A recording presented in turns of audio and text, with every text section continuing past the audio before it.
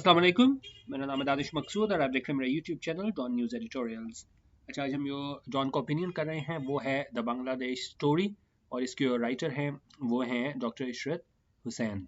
ठीक है।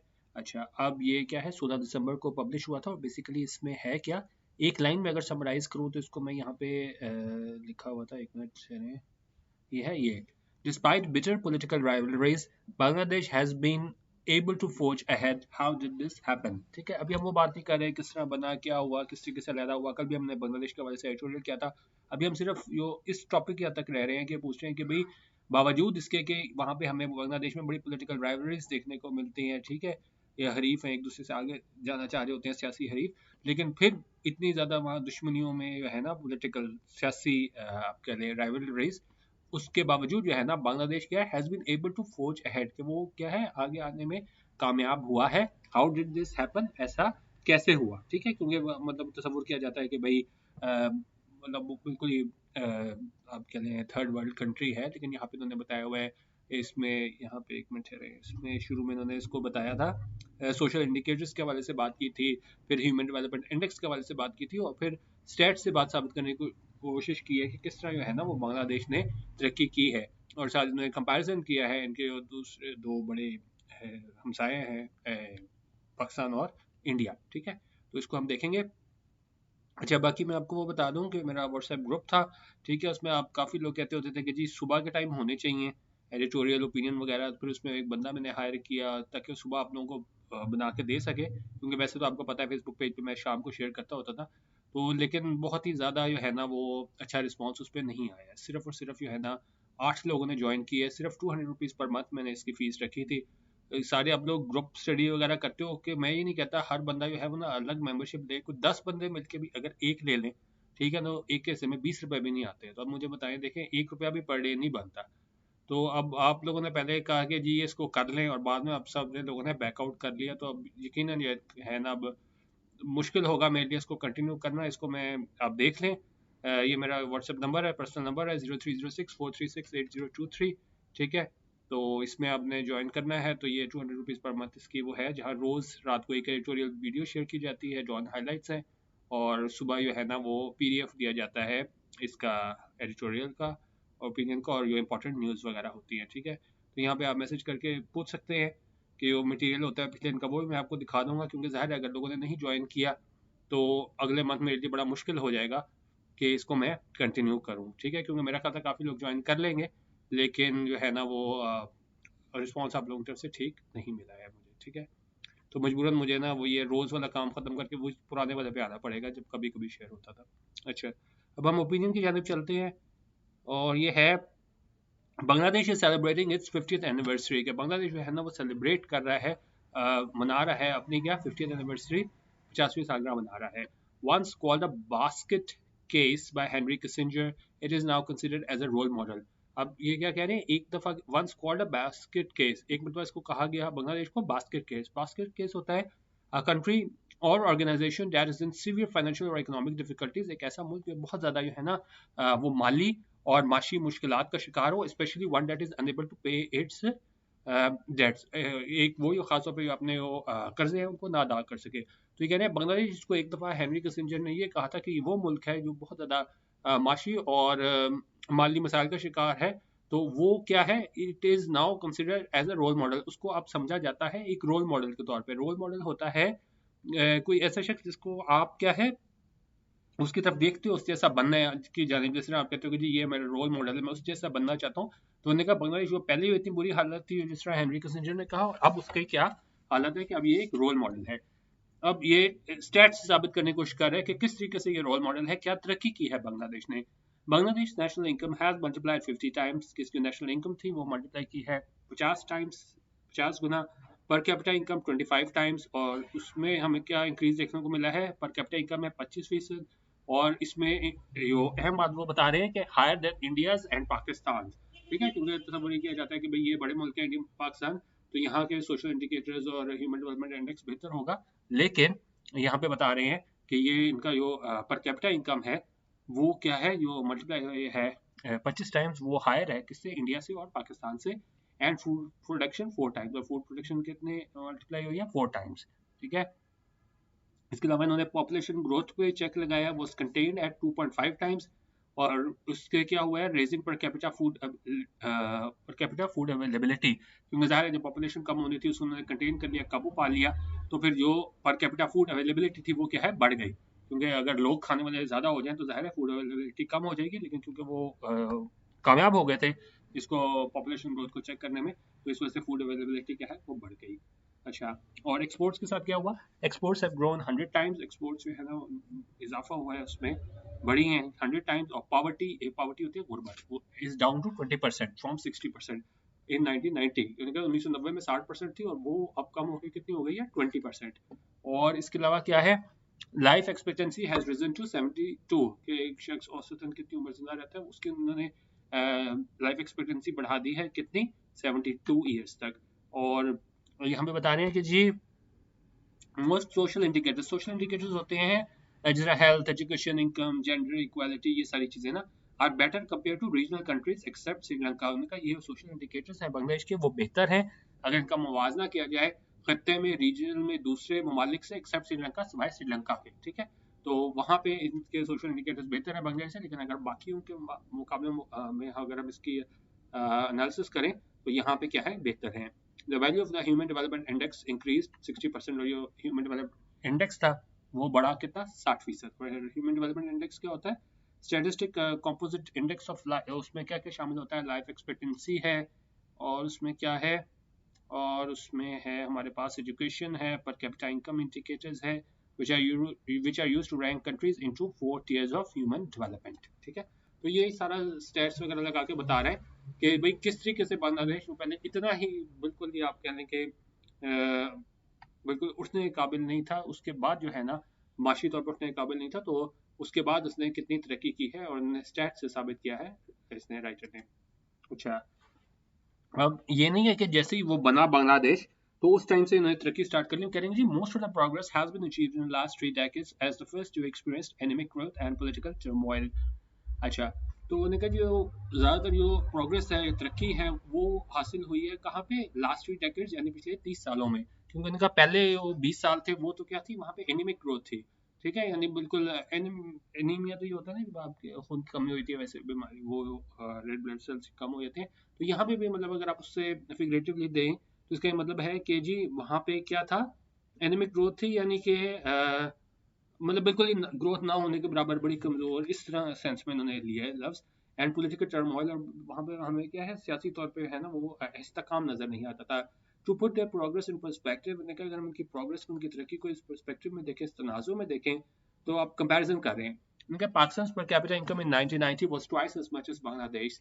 उनका पाकिस्तान की पर कैपिटा इनकम 1990 में 2 गुना थी जितने, अगर हम इससे करें कंपैरिजन बांग्लादेश से, but has fallen today to only 1/7, लेकिन अब ये गिर के कितनी हो गई है, 7/10, ठीक है। और इसके अलावा क्या कह रहे हैं, उन्होंने कहा जी between 2011 and 19 before Covid struck, और उन्होंने कहा अगर हम 2011 से 2019 तक की बात करें, एक कोविड के आने से पहले की, Bangladesh average GDP growth range between 7% and 8%, और उन्होंने कहा जो बांग्लादेश की जीडीपी ग्रोथ थी वो किसके दरमियान थी, बिटवीन 7% एंड 8%, और आगे बता रहे हैं जी almost twice as fast as Pakistan, और दोगुना तेज से तरक्की कर रही थी इनकी जीडीपी ग्रोथ, अगर हम इसका कंपैरिजन करें पाकिस्तान से, ठीक है। तो फिर ये कंपेयर कर रहे हैं कि किस तरीके से है ना वो बांग्लादेश वाले आगे निकले। अच्छा, आगे देखते हैं, ये Bangladesh story is an attractive one, उनका बांग्लादेश की स्टोरी है ना वो अट्रैक्टिव वन है, ये दूसरे को अपनी तरफ अट्रैक्ट करती है, मबसूर करती है कि भाई देखे क्या वजह थी कि उन्होंने इतनी तरक्की कर ली।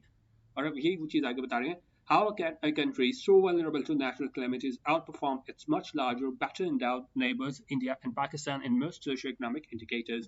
अब ये सवाल जो है इसमें इन्होंने क्या सवाल उठाया, सवाल इन्होंने ये उठाया है कि जी किस तरह जो एक मुल्क जो वल्नरेबल है नेचुरल क्लेमिटी से, ये कुदरती आफात होती हैं, ठीक है, उससे मतलब मुतासिर होता है, वो आउट परफॉर्म किया, वो बेहतर परफॉर्म किया है किससे, जो लार्जर और बेटर एंडाउड नेबर है उससे, इंडिया और पाकिस्तान से, किस तरह इसने इन दोनों ममालिक से बेहतर परफॉर्म किया है in most socio economic indicators. किस चीज़ में, सोशियो इकोनॉमिक इंडिकेटर्स में, ऊपर हम बता चुके हैं सोशियो इकोनॉमिक इंडिकेटर्स क्या होते हैं। अच्छा, अब ये नहीं है कि जी बड़ा आसानी से बांग्लादेश ने सारा टारगेट हासिल कर लिया, करें जी Bangladesh went through difficult times, उनको क्या है मुश्किल वक्त से गुजरना पड़ा, सेटिंग अप न्यू एडमिनिस्ट्रेशन, नई एडमिनिस्ट्रेशन बनाना, रिहेबिलिटेटिंग डिस्प्लेस्ड पर्सन्स, जो पहले से जो है ना वो डिस्प्लेस लोग थे उनको रिहेबिलिटेट करना, उनको आबाद करना, फिर dealing with assassination of its founder, फिर डील करना इसके असोसिनेशन थी मार दिया गया था इसके फाउंडर को, and top political leadership and several aborted and successful military coups. और इसके अलावा हमें वहाँ पे क्या देखने को मिले, बहुत ज़्यादा कामयाब मिलिट्री कूज भी। कू क्या होता है, इसको COUPS को कू पढ़ते हैं, पी साइलेंट होता है, तो कू होता है टेक ओवर, जब आप करते हो ना violent and illegal scissor of power from a government से है ना, जब आप इक़्तिदार छीनते हो, ठीक है, टेक ओवर करते हो। तो उन्होंने कहा, तो हमें क्या क्या देखने को मिला, एक तो ये असोसिनेशन देखने को मिली इसके फाउंडर के, फिर हमें किसकी टॉप पॉलिटिकल लीडरशिप की असोसिनेशन देखने को मिली, फिर हमें बहुत ज़्यादा सक्सेसफुल कोई कामयाब मिलिट्री को भी देखने को मिले जहाँ पे जो है वो इख्तियार छीन लिया गया, और अबोर्टेड को भी देखने को मिले। अबोर्टेड होते हैं वो इसमें आप कह लें कि जी यो वक्त से पहले है क्या है ख़त्म हो, जिस तरह bring to a premature end, ठीक है, कि जहाँ पे हमारे पास जिस तरह हुकूमत है तो वो क्या है वक्त से पहले उसमें ख़त्म हो जाती थी, ठीक है। ठीक है, मतलब इस तरह मतलब एग्जांपल करें कि कुछ ऐसी थी जो कोशिशें थी उसको रोक दिया गया, अबॉर्ट कर दिया गया, और कुछ जो थी वो क्या है वो कामयाब हो गए और उसमें जो है ना वो हुकूमत का तख्ता उलट गया, ठीक है। तो ये सारे मसाइल बता रहे हैं। तो कह रहे हैं the military remain in power until 1991। उनका मिलिट्री रही पावर में कब तक, 1991 तक, when general Ershad decided to restore parliamentary democracy, जब जनरल इरशाद ने डिसाइड किया, फैसला किया कि बहाल किया जाए पार्लियामेंट्री डेमोक्रेसी को। There was a brief interruption in 2007, और कुछ उनका खलल था, टाइम था 2007 का, जब when a caretaker government ruled for 2 years। जो caretaker government थी उसने रूल किया कितने सालों तक, 2 सालों तक, ठीक है। अच्छा, अब यहाँ पे बता रहे हैं कौन सी वहाँ पे पॉलिटिकल पार्टीज है, खासतौर 2 खवातीन की यहाँ पे बात करेंगे। उनका जो 2 मेजर पॉलिटिकल पार्टीज, जो 2 बड़ी सियासी पार्टीज हैं, कौन कौन किस किस की, एक तो शेख हसीना की है अवामी लीग, और दूसरी हमारे पास क्या है खालिदा जिया की BNP। उनका हैव अल्टरनेटेड इन पावर सिंस 1991, कि 1991 से देखा जाए तो यही हो जा रहा था, कभी शेख हसीना आ रही थी, कभी खालिदा जिया आ रही थी, तो इनके दरमियान ही चल रही थी बात सिंस 2009। और 2009 से क्या हुआ है, the Awami league has ruled having one 3 consecutive elections, ठीक है। तो पहले तो उन्होंने कहा जी ये इन दोनों का आपस में आ रहे थे, कभी ये कभी वो, लेकिन अगर हम 2009 के बाद की बात करें तो अवामी लीग जो है ना इसकी शेख हसीना की, वो ही उसने रूल किया है किसे having won 3 consecutive elections, कैसे लगातार है ना वो 3 इलेक्शंस जीते हैं।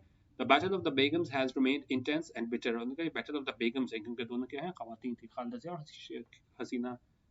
तो ये दोनों का जो है ना वो बैटल जो है, मुकाबला जो है ना वो क्या है इंटेंस रहा है, बड़ा सख्त रहा है एंड बिटर रहा है।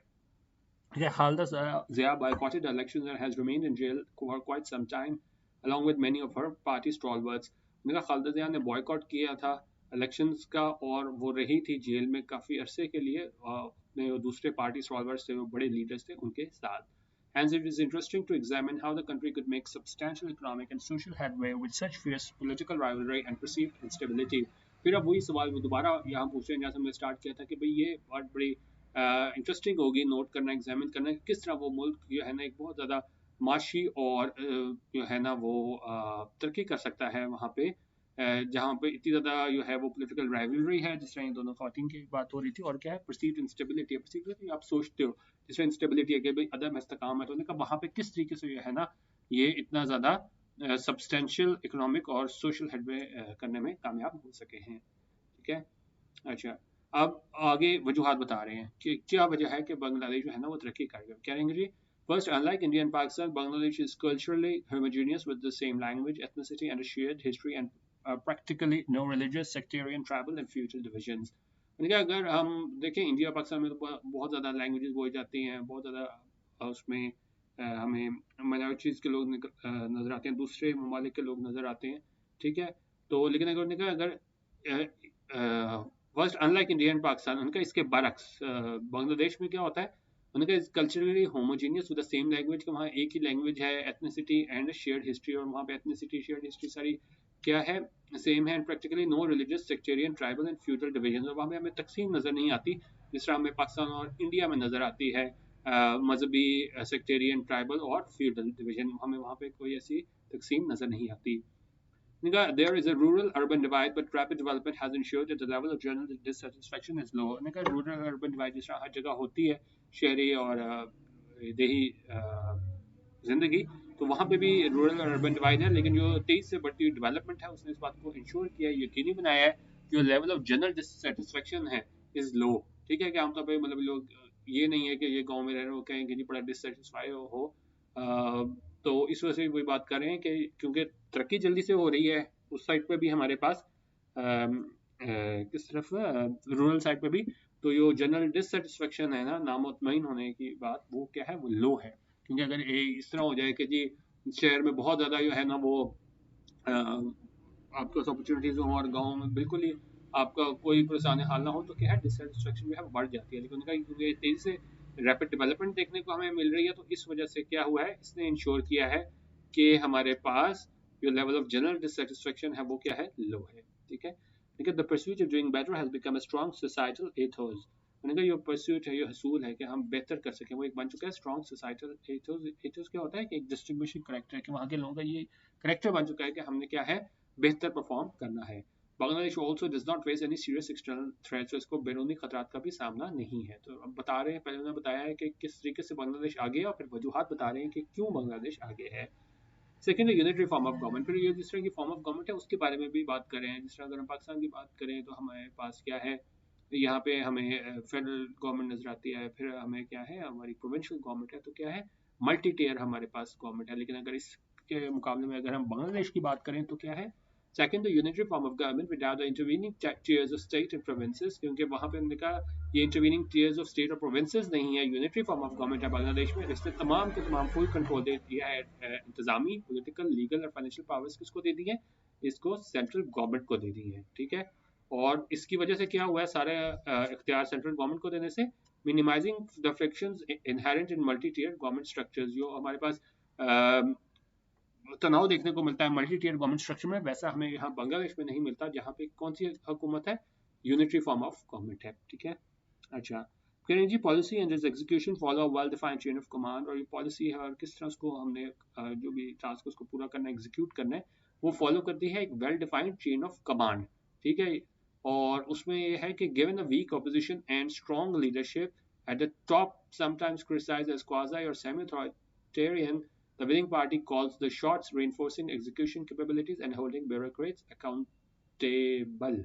अच्छा, हमने क्या ये देखते हुए कि जी हमें वहाँ पे क्या है, ऑपोजिशन वीक नज़र आती है, और क्या है, लीडरशिप स्ट्रांग होती है टॉप पे, तो उसकी वजह से क्या होता है, तो विनिंग पार्टी है वो calls the shots. Call the shots होती है कौन डिसीजन ले रहा है।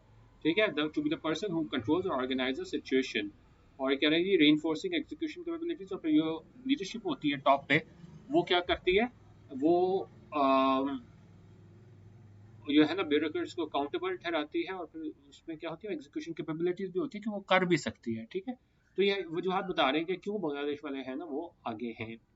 अच्छा, अब तीसरी ये बात कर रहे हैं कि जी वुमेन एम्पावरमेंट के हवाले से बात करें। वुमेन एम्पावरमेंट होता है प्रोसेस ऑफ एम्पावरिंग वुमेन, जब आप खवातीन को इख्तियार देते हो, और इसमें हम इसको किस तरह डिफाइन कर सकते हैं, ये खासतौर पर एक्सेप्टिंग वुमेन्स व्यू पॉइंट, जब आप उसके खवातीन के व्यू पॉइंट्स को एक्सेप्ट करो, उनके एफर्ट करो कि क्या एफर्ट करो कि जी रेज कर सको स्टेटस ऑफ वुमेन, किस चीज़ के ज़रिए, एजुकेशन, अवेयरनेस, लिटरेसी और ट्रेनिंग के ज़रिए। ठीक है, ये विकीपीडिया से लीजिए। तो वुमेन एम्पावरमेंट जो है उन्होंने कहा ये इससे पहले भी थी 1971 से, लेकिन जो लगातार जो कैंपेन चली है किस हवाले से, फैमिली प्लानिंग के हवाले से, फीमेल एजुकेशन के हवाले से, हेल्थ सर्विसेज के हवाले से, और फिर micro credit at all levels was carried out vigorously by successive governments with the active involvement of NGOs.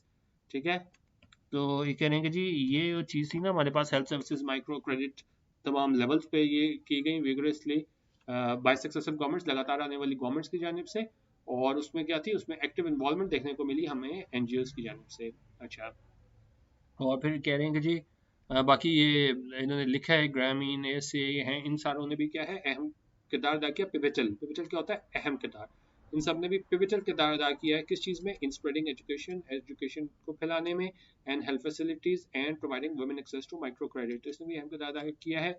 Education को स्प्रेड करने में इसने, एनजीओज ने, ये आप देख सकते हैं इनका ये ब्राक है, ग्रामीण है, ए से है। ठीक है, और क्या देने में, हेल्थ फैसिलिटीज़ में, और ख़वातीन को माइक्रो क्रेडिट के हसूल तक जो है अहम किरदार अदा किया है। Aware of its own shortcomings, और मालूम होता है कि क्या है इनमें कमियां हैं, the government has extended full support to civil society organisations and allowed NGOs to operate freely. तो वहाँ पे इन्होंने ये क्या किया है, गवर्नमेंट ने बांग्लादेश की उसने फुल सपोर्ट किया है सिविल सोसाइटी ऑर्गेनाइजेशंस को, और इजाज़त दी है एनजीओज को कि वो क्या है आज़ादाना काम कर सके, ऑपरेट कर सके freely. Educated, healthy women with fewer and well-spaced children and with access to financial resources have raised female labor participation rates and reduced gender gap. अच्छा, उन्होंने कहा एक तो ये पढ़ी लिखी खवातीन थी, फिर हेल्दी खवातीन थी, ठीक है, सेहतमंद खवातीन, और क्या था, with fewer and well spaced children, फिर या तो उनके थोड़े बच्चे थे और या क्या थे, वेल स्पेस्ड चिल्ड्रन थे, यानी कि वक्फा दिया गया था बच्चों में, and with access to financial resources, और फिर उनके पास रसाई थी, एक्सेस थी फाइनेंशियल रिसोर्सेज की तरफ, have raised female labor participation rates, और इस वजह से है ना वो फीमेल लेबर पार्टिसिपेशन रेट्स में इजाफा हुआ है, यानी ज़्यादा ख़वातीन है ना वो हमें इसमें काम करती दिखाई देती हैं, इसमें वो हमारा पास आता है लेबर पार्टिसिपेशन में दिखाई देती हैं, and reduce the gender gap, और इस वजह से भी क्या है जेंडर गैप रिड्यूस हुआ है। ये नहीं हुआ है कि जी सिर्फ मर्द ही काम कर रहे हैं, ख़वातीन जो है ना वो लेबर फोर्स में शामिल नहीं है, इन सारी वजूहत की वजह से कि ख़वातीन पढ़ी लिखी थी, हेल्दी थी, और क्या है एक्सेस थी फाइनेंशियल रिसोर्स की तरफ से, तो हमें वो जेंडर गैप जो है ना वो कम नजर आता है। और फिर बता रहे हैं जी female primary enrolment ratio is 105%, ठीक है। अच्छा, फोर्थ पॉइंट क्या कह रहे हैं, उनका बावजूद इसके कि वहाँ में पॉलिटिकल राइवलरीज देखने को मिलती है, तो वहाँ पे क्या एक कंटिन्यूटी, एक तसलसल है, किसमें, एक माशी पॉलिसीज में, प्रोजेक्ट्स में, प्रोग्राम्स में। क्योंकि देखें सबसे बड़ा मसला ये होता है कोई इन्वेस्टर है वो अगर ये सोचे कि भाई अगर हुकूमत बदल गई तो मेरा पैसा तो डूब जाएगा, तो यहाँ पे वो बात कर रहे हैं कि पॉलिटिकल राइवलरीज के बावजूद जो है हमारे पास, एक मिनट इसको मैं, हाँ मैंने कहा जी पॉलिटिकल राइवलरीज के बावजूद ये है ना, यहाँ पे क्या है, there has been a continuity किस चीज़ में, इकोनॉमिक पॉलिसीज में, प्रोजेक्ट्स में, एंड प्रोग्राम्स में, ठीक है। और उसमें क्या है, the parties did not deviate from the basic anchors, ठीक है। तो वो पार्टीज डेविएट नहीं करती, नहीं हिलती वहाँ से कि जो भी मतलब एक डिसीजन हो गया है, एक पॉइंट हो गया, तो वो क्या है उस पर बरकरार रखते हैं। और वो कौन कौन से पॉइंट्स हैं हमारे पास, उसमें हमारे पास मैक्रो इकोनॉमिक स्टेबिलिटी है, फिजिकल प्रूडेंस है, ओपननेस टू ट्रेड है, incentivising the private sector, incentivise होता है जब आप किसी को मोटिवेट और इंकरेज करते हो, ठीक है। और कमिटमेंट टू सोशल डेवलपमेंट, और कमिटमेंट है सोशल डेवलपमेंट की। तो इंपॉर्टेंट जो बहुत ज़्यादा लाइन्स हैं वो ये हैं कि जी policy irreversibility has shown that a change of government would have no abrupt dislocation that could adversely affect investor and market sentiment. अच्छा, अभी क्या है ये पॉलिसी irreversibility, उसने हमें ये बताया है कि पॉलिसी है वो चेंज नहीं होगी, कि अगर कोई गवर्नमेंट, जिसमें आपको बताया चेंज भी हो जाती है, तो उसका क्या है, would have no disturb dislocation, कि उसका कोई फौरी है ना वो असर नहीं होगा, that could adversely affect investor and market sentiment, जो है ना बड़ा बुरा असर डाले इस इन्वेस्टर पे और मार्केट सेंटिमेंट पे, और क्या है वो इजाजत दे इन्वेस्टर्स को कि वो अपने प्लान्स पूरे कर सके uninterrupted, leading to economic gains over time, ठीक है। क्योंकि जब कंटिन्यूटी होती है और वो ये नहीं होता कि भाई एक पार्टी में रहा तो जो है तभी बात आगे चलेगी, तो इस वजह से है ना हमें क्या होता है, इन्वेस्टर्स जो होते हैं ना वो अपने प्लान को परस्यू करते हैं, उन्हें पता होता है कि भाई पीछे हुकूमत कोई भी हो, पॉलिसियों का तसलसल बरकरार रहेगा और अनइंटरप्टेड रहेगा, और लीडिंग टू इसका नतीजा क्या मिलेगा, इकोनॉमिक गेन्स होंगे ओवर टाइम, ठीक है। अच्छा, ठीक है जी। बांग्लादेश की फिर इन्होंने फिफ्थ पॉइंट बताया कि जी इनकी कोशिश है इसको लिबरलाइज करने की, ट्रेड को, फिर इसकी इकॉनमी ओपन करने की, फिर फॉरेन टेक्निकल नो हाउ लाने की, कि लोग किस तरह काम करें, बाहर से टेक्नोलॉजी मंगवाओ, टेक्निकल नो हाउ मंगवाओ, और provide generous cash and non cash incentives to exporters have borne fruit. और उन्होंने कहा जो कैश और नॉन कैश इंसेंटिव्स दिए हैं, मुराद दिए हैं एक्सपोर्टर्स को, उसने क्या किया है, हैव बोर्न फ्रूट, यानी क्या है वो इनका ये सारा प्लान जो है वो कामयाब रहा है। The spectacular performances behind China's of ready-made garments exports have brought beneficial second-order effects. अब वो इसकी एग्जांपल बता रहे हैं कि जो सिर्फ चाइना के पीछे उन्हें एक मिनट जो इनकी वो परफॉर्मेंस थी, ठीक है, क्योंकि कह रहे हैं कि जस्ट बिहाइंड चाइना, यानी इनसे ऊपर चाइना थे, तो दूसरे नंबर पे ये थे किस चीज़ के हवाले से, रेडीमेड गारमेंट एक्सपोर्ट्स के हवाले से, तो उसने ये लेके आया है बेनिफिशियल सेकेंड ऑर्डर इफेक्ट्स, तो मतलब बता रहे हैं कितना इन लोगों का इस वजह से फायदा हुआ है। Most global brands have outsourced their production to export houses in Bangladesh, और दूसरी बात यह है कि वो बड़े ब्रांड्स हैं, नाम है, उन्होंने आउटसोर्स कर दिया अपनी प्रोडक्शन के भाई यहाँ पे बनाया जाए to export houses in Bangladesh, जो एक्सपोर्ट हाउसेज हैं बांग्लादेश में। तो जब इंसानों ने अपना आउटसोर्स कर दिया प्रोडक्शन, तो उस वजह से क्या हुआ है वहाँ पे वो आप कह लेंगे जी वहाँ पे नौकरियाँ आई हैं, इनको क्या है एक तरीके से एम्पावर हुई हैं ख़वातीन वहाँ पे, जब ये सारी चीज़ें जो हैं वहाँ पे आ गई हैं हमारे पास बांग्लादेश में। ठीक है, सिर्फ ख़वातीन ही नहीं मतलब दूसरे भी ओवरऑल ही है ना वहाँ पे हालात बेहतर हुए हैं जब इन्होंने आउटसोर्स कर दिया अपनी प्रोडक्शन एक्सपोर्ट हाउसेस बांग्लादेश में। फिर कह लीजिए female employment in industry has enhanced women's social status and power relations within the family. और इनका फीमेल एम्प्लॉयमेंट से है ना वो इनके ख़वातीन का सोशल स्टेटस बढ़ा है और पावर रिलेशन में इजाफा हुआ है फैमिली में। उन्होंने कहा entrepreneurship has entered the lexicon of aspiring young people. और यंग पीपल है वो क्या है, ये एंटरप्रेन्योरशिप ये हैज़ एंटर्ड द लेक्सिकन का मतलब होता है कि मतलब अब लोग सोच ही एस्पायरिंग यंग पीपल किस तरह रहे हैं कि क्या करना है एंटरप्रेन्योरशिप। ठीक है, तो अब ये कोई आप कह लेंगे जी ऐसा वर्ड नहीं रह गया जिससे जो यंग पीपल है वो क्या है आशना नहीं है। Outward orientation has improved work practices, demand for higher education and skills is rising। और उसमें उन्होंने कहा है कि जी जो डिमांड है हायर एजुकेशन की और स्किल्स की वो क्या है वो मज़ीद क्या है बढ़ रही है। अच्छा कितना रह गया अभी काफ़ी क्या। अच्छा अब कह रहे हैं जी सिक्स्थ दूसरा में सस्टेन हाई ग्रोथ है, उन्होंने कहा ये किस तरह पॉसिबल हुई है जब हमें डोमेस्टिक सेविंग और इन्वेस्टमेंट रेट्स जो है वो डबल हुए 15% से 30% पे। और देखते हुए जो हमें प्राइवेट कैपिटल देखने को मिला है प्रोडक्शन सेक्टर्स में और दूसरे पब्लिक एक्सपेंडिचर्स कहाँ पे इंफ्रास्ट्रक्चर में। और हमें with higher schooling of the labour force the gains from accelerated growth were broad based. तो जो फायदे हासिल हुए एक्सेलरेटेड ग्रोथ की वो क्या ब्रॉड बेस्ड थे, बड़े पैमाने पे थे। The rising aggregate demand also spilled over into higher imports। अच्छा जो बड़ी हमारे पास aggregate demand तो वो क्या हुआ spill over into higher imports, but these were financed by expanding exports and remittances and therefore the current account deficit remained manageable। अच्छा तो इनका imports इससे बढ़ी लेकिन ये क्या थी इसको फाइनेंस किया गया एक्सपोर्ट बढ़ा के और रेमिटेंसेस बढ़ा के और लिहाजा उन्होंने कहा जो करंट अकाउंट डेफिसिट है वो मैनेजेबल रहा। फिर उन्होंने कहा अच्छा अभी कह रहे हैं कि जी हम सबक सीख सकते हैं बांग्लादेश से वो क्या है, the lessons we can learn are many. हम लेसन सीख सकते हैं बांग्लादेश से वो क्या है बहुत ज़्यादा हैं। और कई बात तो ये कह रहे हैं कि जी the leadership of the two parties was convinced that rather than confining patronage to a narrow elite class, maximizing long-term growth generated greater political dividends। तो ये लीडरशिप थी दो पार्टीज की वो कन्विंस थी वो इस बात पे राजी थी कि जी आप बजाय इसके कि हम जो है ना आप क्या है सिर्फ सपोर्ट हासिल करो नैरो एलीट क्लास की, तो उन्होंने क्या किया